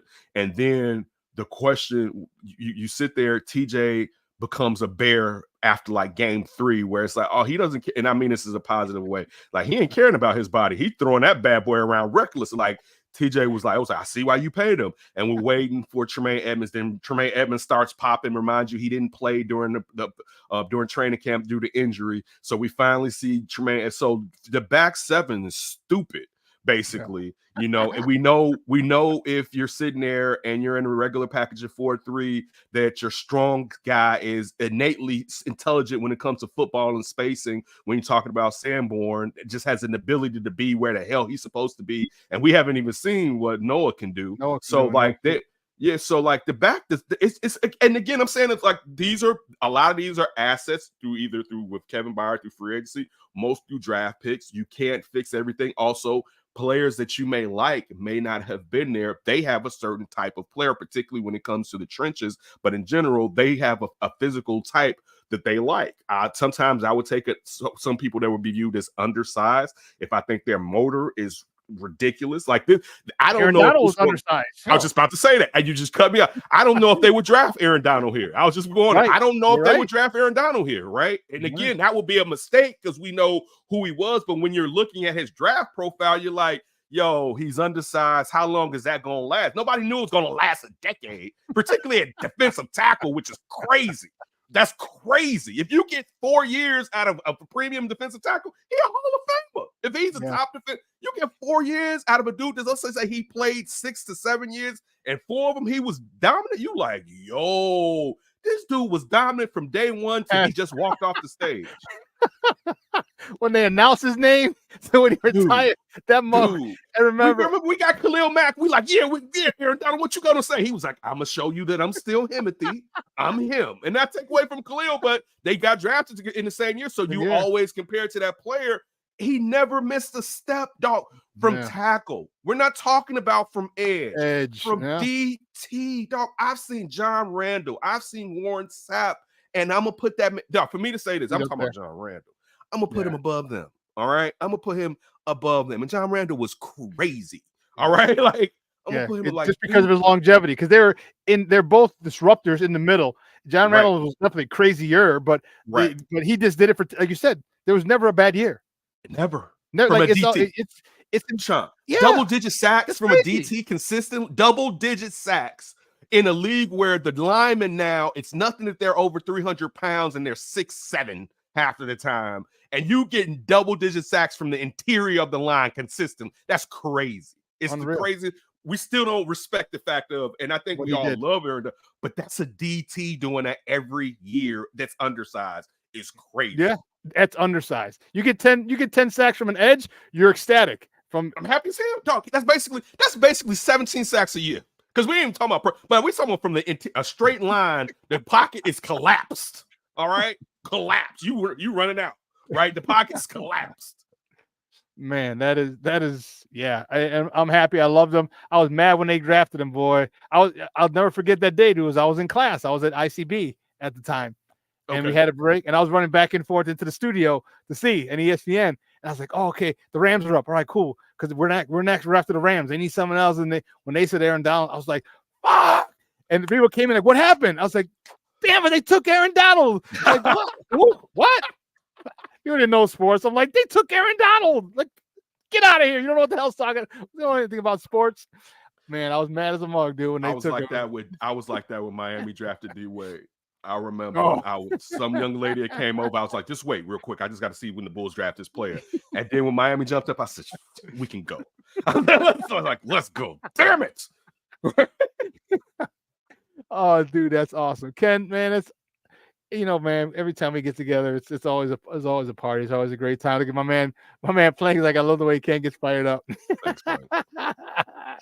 Hey, man, thank you so much. I appreciate it. Do me a favor, though, let everyone know where they can find you and your work online and on TV. Superstar. Check me out. Of course, follow me.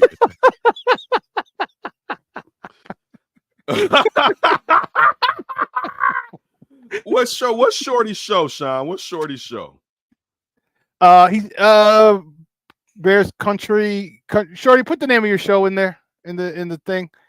Like country, it's like how crazy because the Ken's backing away from the crazy. Like the times I'm getting old, Shorty. I'm getting old, and we just went through a civil war.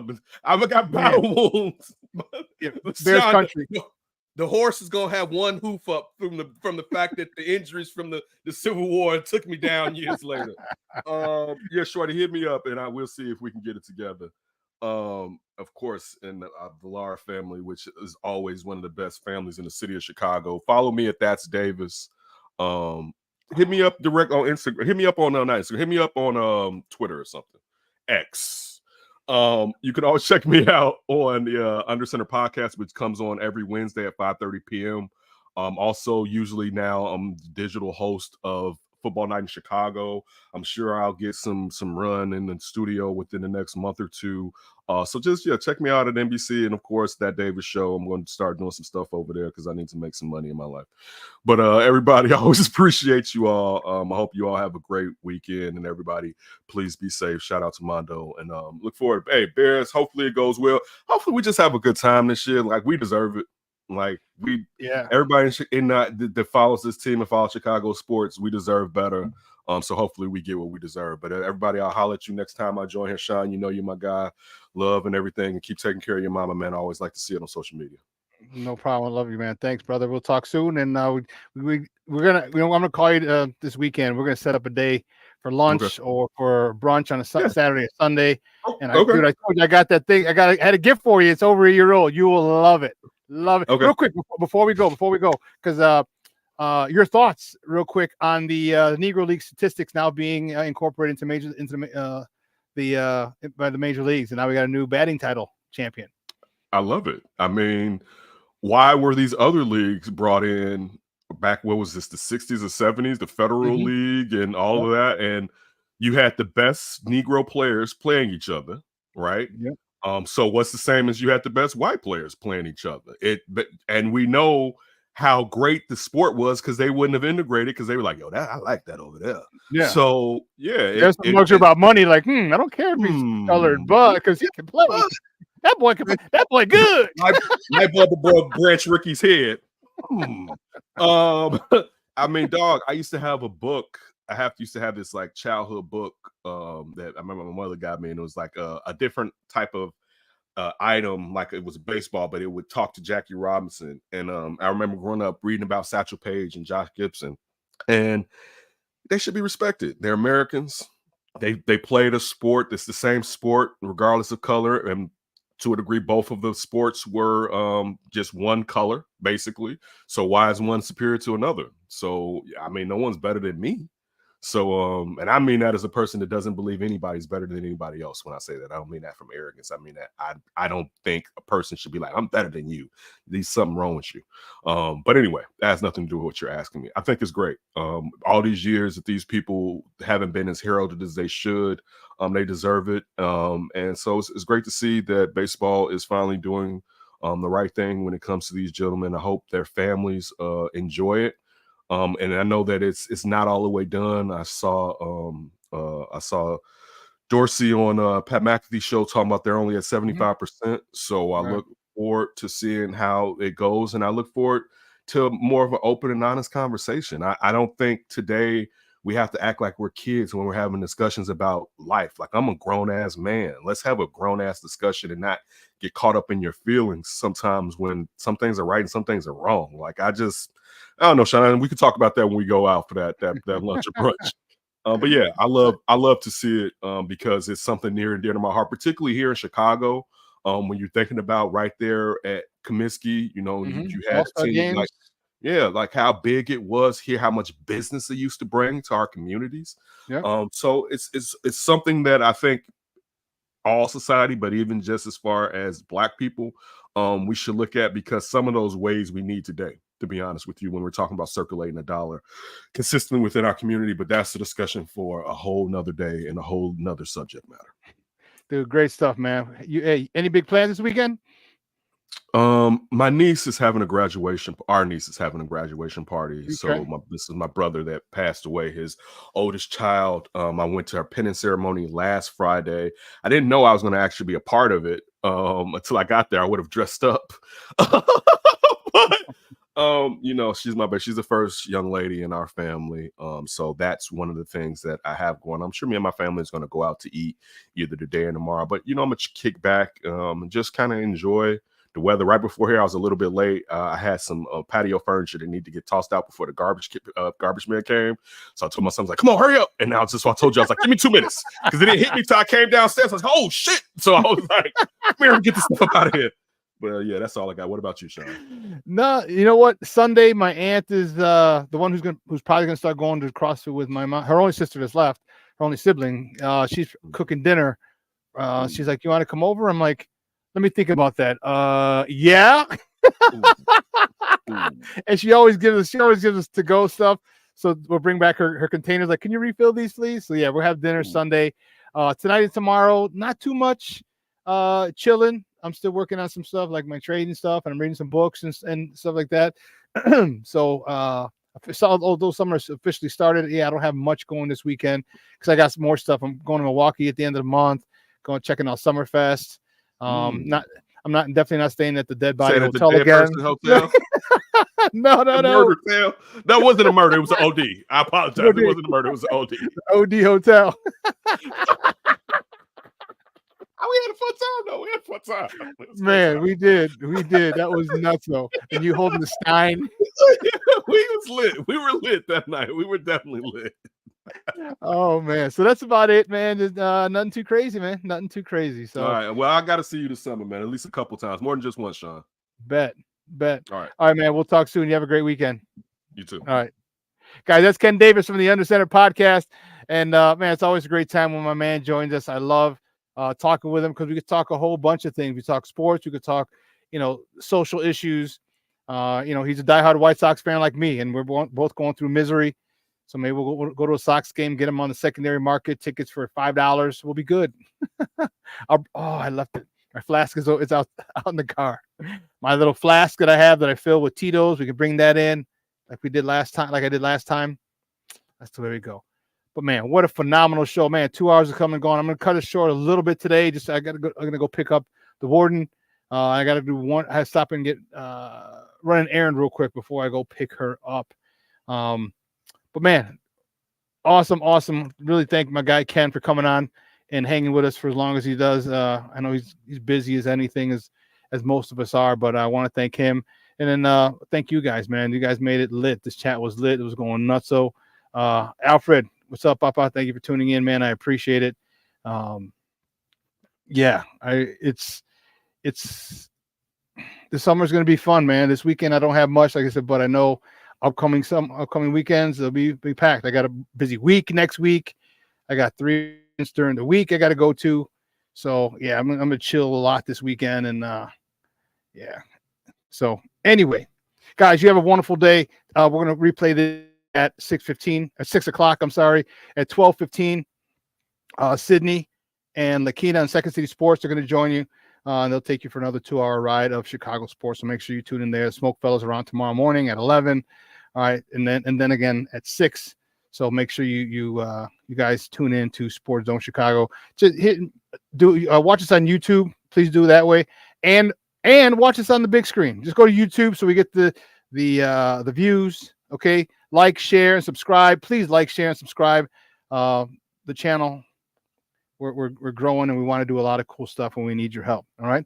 So for everyone here at Sports Zone Chicago, Elliot Baez, our executive producer, Clarence Council III, our social media guy, and my co-host in absentia, Maya Akai. I'm your boy, the SuperBack, Shawn Sierra. Guys, have a phenomenal weekend. Sports owners, I love you. I appreciate the love and support you guys give me every single Mickey Ficky day. I really, really do. All right. So for everyone here at Sports Zone Chicago, guys, have a phenomenal weekend. It's going to be awesome. Get out to the patios, rooftops. All right. The patios, rooftops, outdoor. There was festivals. Forgot the festivals. Make sure you hit the festivals and spend time with your family and friends. Make it easy. Now you can meet at a festival and hang out with people you haven't seen in a minute. Like tonight, I might end up going to a bar with a whole bunch of my guys from high school who are actually performing at a band. So we'll see. All right, guys. I'm your boy, the SuperBack, Shawn Sierra. I am out.